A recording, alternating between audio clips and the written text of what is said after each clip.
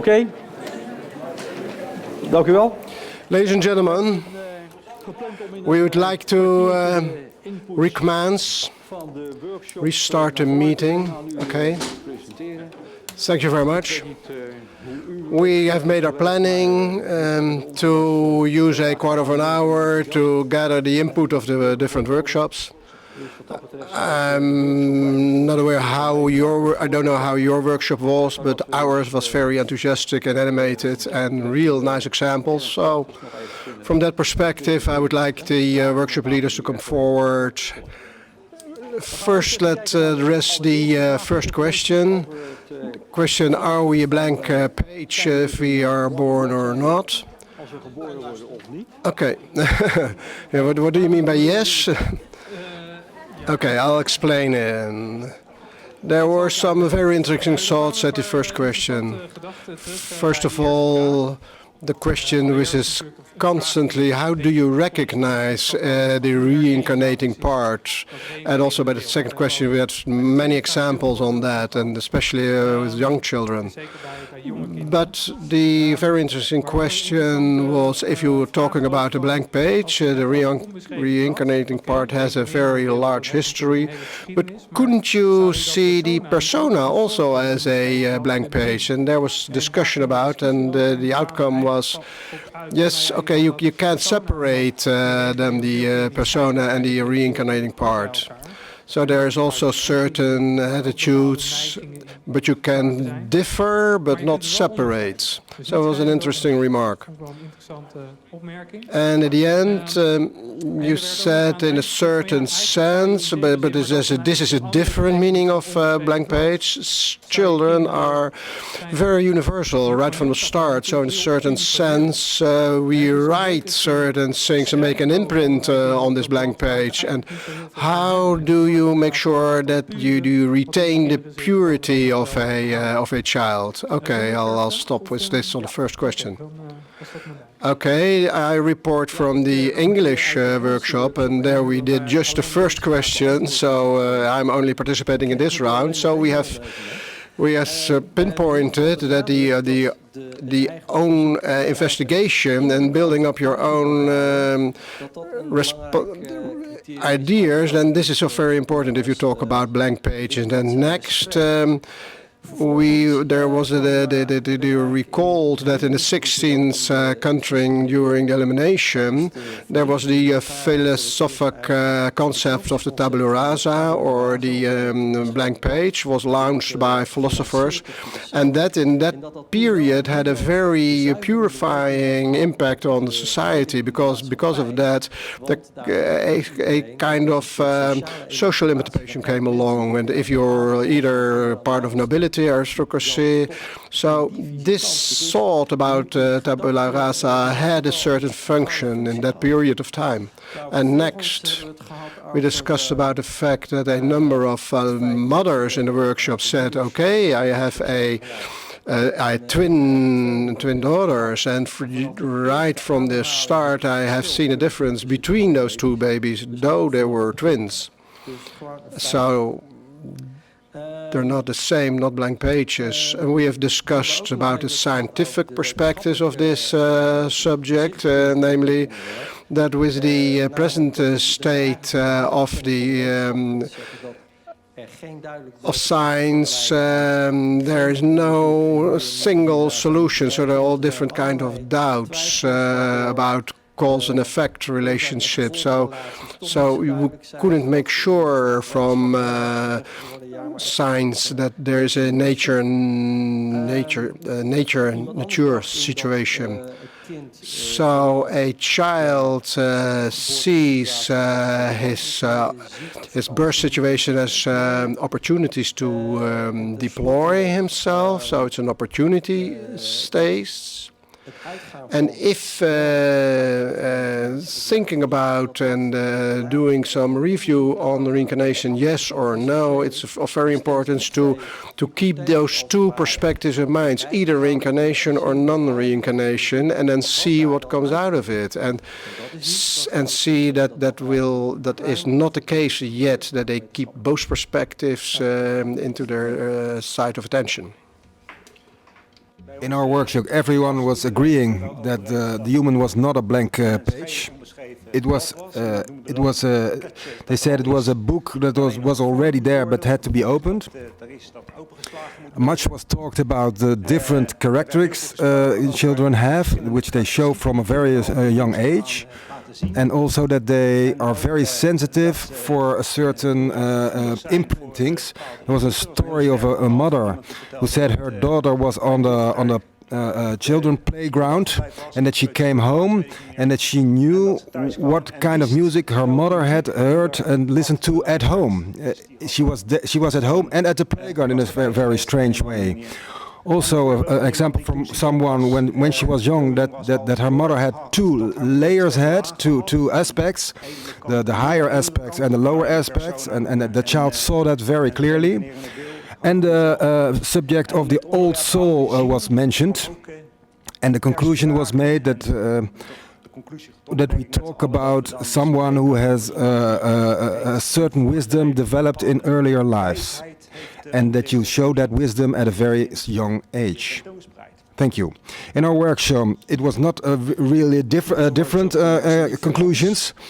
The biggest group was that it was not a blank page. There were certain people who didn't think that, but we researched and the question, and we found out that it was true. That is not a blank page. People said it was difficult when you see a very young child that you can see what is already in there. It's very difficult to see that from the start. But unanimously, the agreement was that there was not a blank page. Our workshop. First of all, what I really liked was the interaction between the people in the workshop.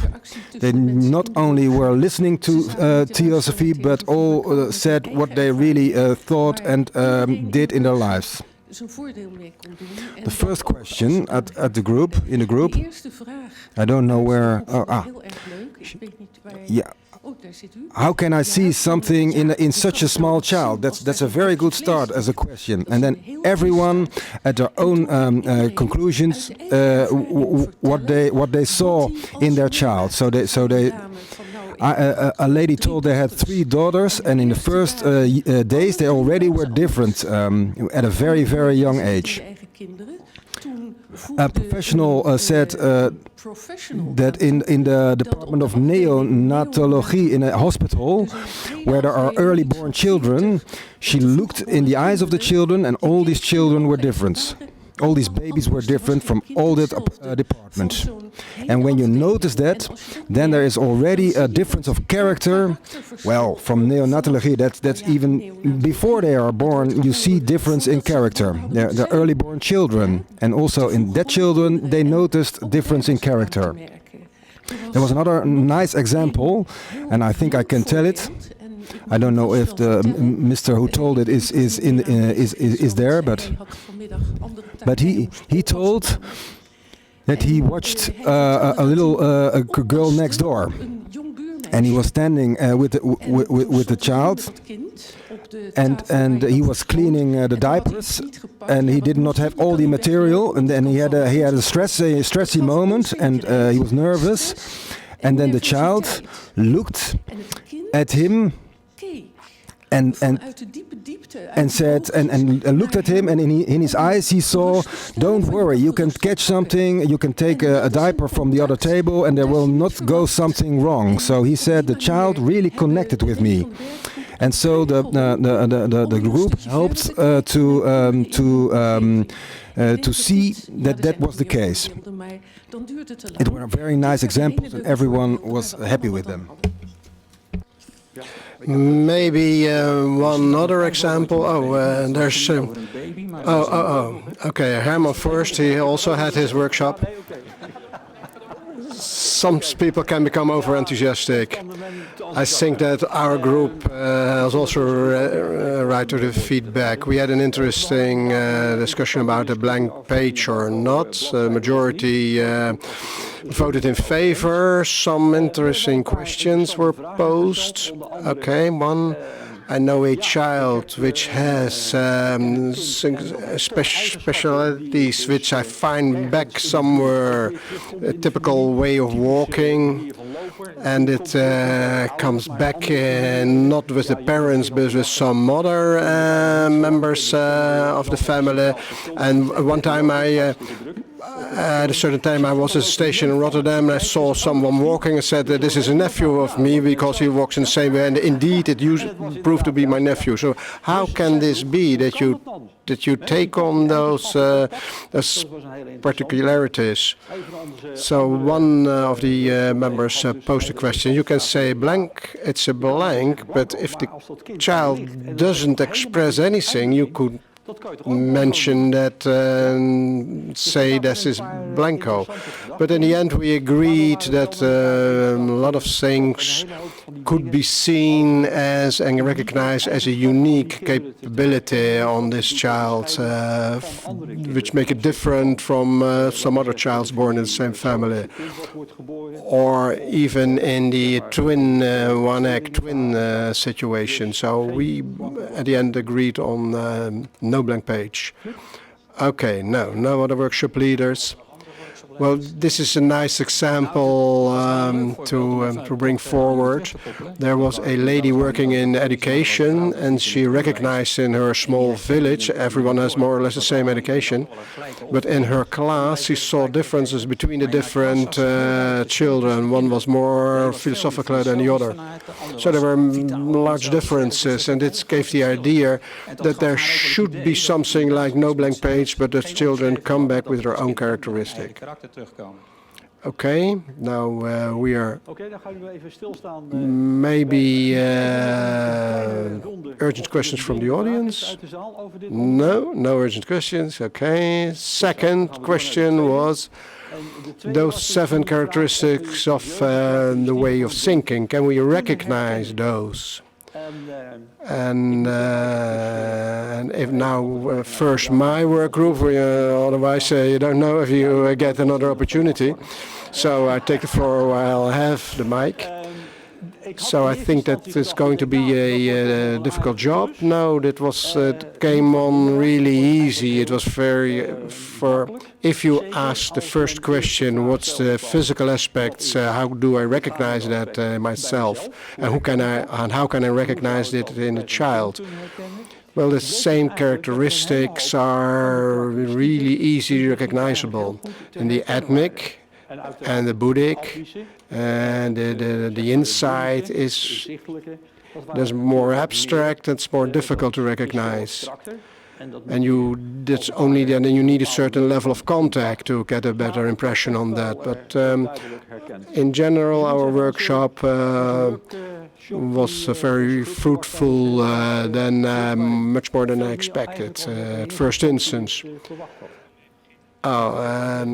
This other work group started with the abstract, and they kept their discussion there, didn't address the other issues. So there were examples how very young, only newly born babies, they look from you in your eyes right from their soul. So there is a certain level of contact with a newly born baby. So that's a feeling, an impression of unity. And some other people brought up the results of a kind of a review of mothers who had who must look into the eyes of their child for this investigation. And then they should not pay attention, but keep staring. And the children then started crying. So this gave the impression that there is more than just looking to make a real in-depth contact. So there's a difference between just looking and paying attention. Okay, we had more or less the same experience in our group as Herman had in his group. The first 4 aspects that was very briefly addressed in a 2 minutes period. But intellect and the Buddhic, the insight element, there were all kind of good examples. And someone said Silicon Valley in the US, where all the internet companies are situated, that is a mix there of intellect and desire, and have that combined, and that's a representative of the present state of consciousness. There's a lot of intellect, but there's also a lot of desire and greed. And you should try to aim the intellect more, focus it more in the direction of the Buddhic, and offer a better insight, and then by that doing so create a different level of society. So we are focused also in our group on insight and try to get a clear understanding of the difference between insight and feeling. You experience it, but you don't know exactly what it's dominating. It's either insight or the more emotional.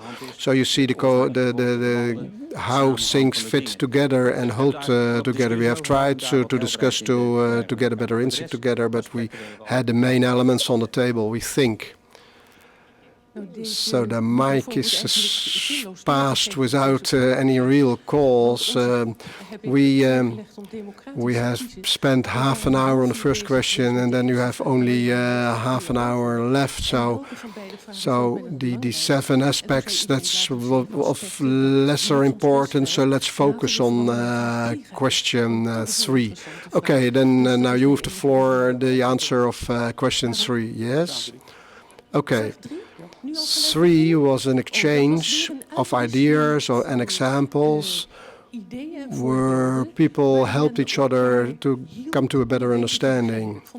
Everyone noticed and was aware that the bringing outward of the internal human being, should be in the first place, but that instruction, so offering an environment and an atmosphere, and also the right material from lessons and in a material sense. So you must first do the first thing, and then the other one, the more physical aspects, is second. So bringing outward of the internal human being and deploying that must come first. And children themselves, the reincarnation children themselves, is able to correct itself. So you don't have to correct them from your educational perspective, but when you support this child in the right way, then they do this by themselves and by nature.